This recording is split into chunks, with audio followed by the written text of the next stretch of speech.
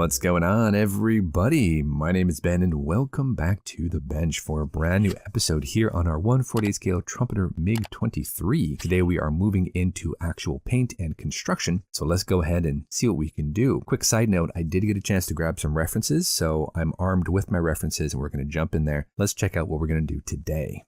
So we're going to start today on the cockpit, and the first thing we have to do is build up the ejection seat. So we're going to jump into a time lapse, and I'm going to go ahead and start with all of this construction. We've got plastic parts, PE parts. We're going to go ahead and get everything built up and then hopefully jump into priming and painting. So let's get in there. Let's do some part cleanup. There's a little bit of flash on a few parts and pieces. So let's do what we can do, get this set up, and let's start building us a MiG-23.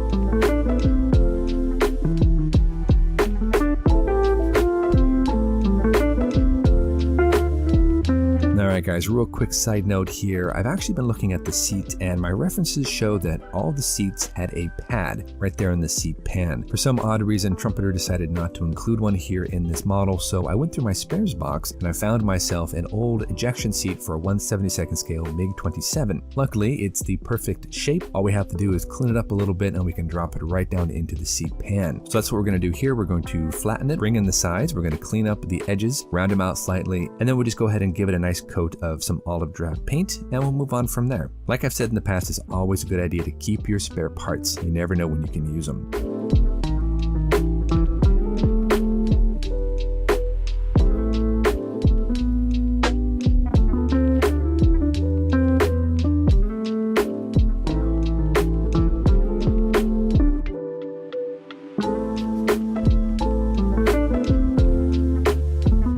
Alright guys, so we are back and the ejection seat is all built up, and honestly it went together decently. I had a few issues with some flash. I had to trim some parts down, and like I mentioned in the time lapse, Trumpeter for some odd reason did not give us a pad for the seat pan, so I went ahead and made one out of a MiG-27's seat pan in 1/72nd scale. Luckily, it fit decently well. All I had to do was trim it down a little bit on the sides and in thickness so it could go ahead and slide into that seat pan. And I think once I get a little bit of paint on there, I think it's going to be just fine. Plus, with some seat belts that we have coming up later on, I think that'll hide any imperfections and just kind of wrap it all together. Not sure why Trumpeter didn't include that. It's a very simple part. And every single reference shot I have in any of my references that I found, online pictures, ebooks, whatever it may be, they always show a pad. So we've added one. I think that's a good deal. So now we're going to move on to the engine, and the engine is a very cool multi-part setup. I don't know how much of this you're really going to see, but we're going to go ahead and glue it together and eventually get it in the fuselage, and we'll just see when we get there. The back of the engine has like 3 different parts here. All of them fit together very, very well. And then the rest of the engine is a long tube. And oddly enough, even though this part is keyed, there are no reverse keys for this part to fit into. So it just kind of rotates freely. Since there are no real indicators where this is supposed to go, I'm just going to go ahead and line up the inside ridges so that everything looks about the same. A little bit of Tamiya extra thin. We'll put these parts together. So let's jump back into our time lapse, and we're going to push on, build up the rest of the engine, and then I want to go ahead and get onto priming and painting for the cockpit and all the different parts and pieces. So let's get back in there, guys. Fingers crossed, we can get this done.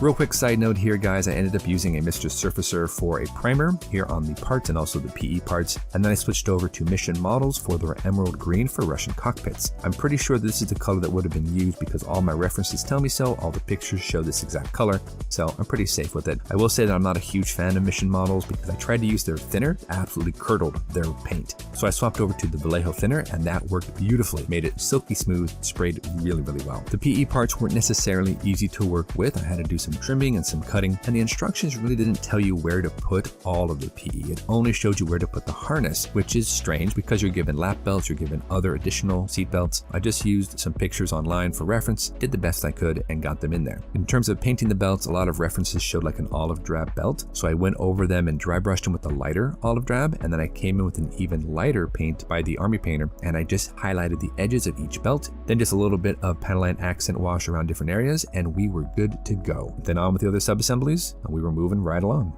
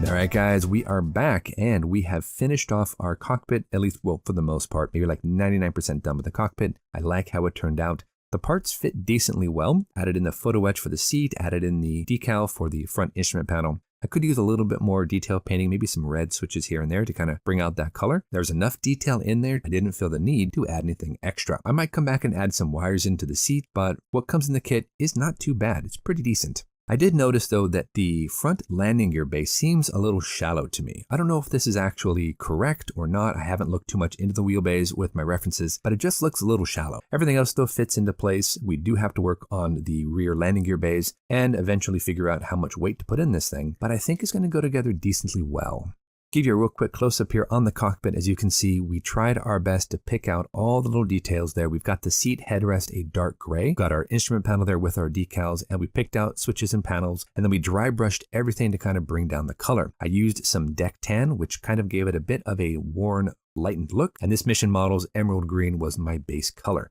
And again, thin it with Vallejo paint, it worked great. Thinned with its own Mission Models thinner, it was terrible. Clumped it up and made it impossible to use. So I think Vallejo was a good choice to go with. You can see, of course, we've got the harnesses in there, the seatbelts in there. I might have to go over with some Tamiya Panaline accent wash to bring down that gray just a little bit, to give it a bit more weathering and worn look, but otherwise, it's not too shabby. And again, maybe some red dots here and there for different switches, and I think we'll be good to go. Taking a look at it when it's in its position, there is a significant amount of detail here with a little bit of that Panaline wash, a little bit of dry brushing. Everything seems to pop, and it looks fairly accurate for what I can see in my references. I think the detail really popped, and I think it's going to work just fine. And for the engines, as you can see, we have a three-part assembly here. We've got the burner can, we've got the shroud around it, and we've got the end cap. As you can see, you will see some detail, which is really, really cool. This is about 1 inch long, so buried in the fuselage, I don't know how much of it you're really going to see, but it might be worth it giving a little bit more attention when painting. But that is it, guys. We are all finished up with our episode today. The cockpit is coming right along. It looks great. I'd say like 99% done, but everything has been moving along decently well. And yeah, I'm liking the kit so far. I do have to come back though and build up the landing gear bays. That might be a little bit tricky, and eventually install the engine, and I got to figure out how that goes together. We do want to go ahead and drop in the air brakes as well, and then maybe sand them down if they sit a bit proud. But otherwise, I think we're in a good position to next episode get this more or less together. So until our next episode, guys, thank you so much for joining us. Get out there, get yourself some bench time, have some fun, build something cool, and we'll see you back here on episode 3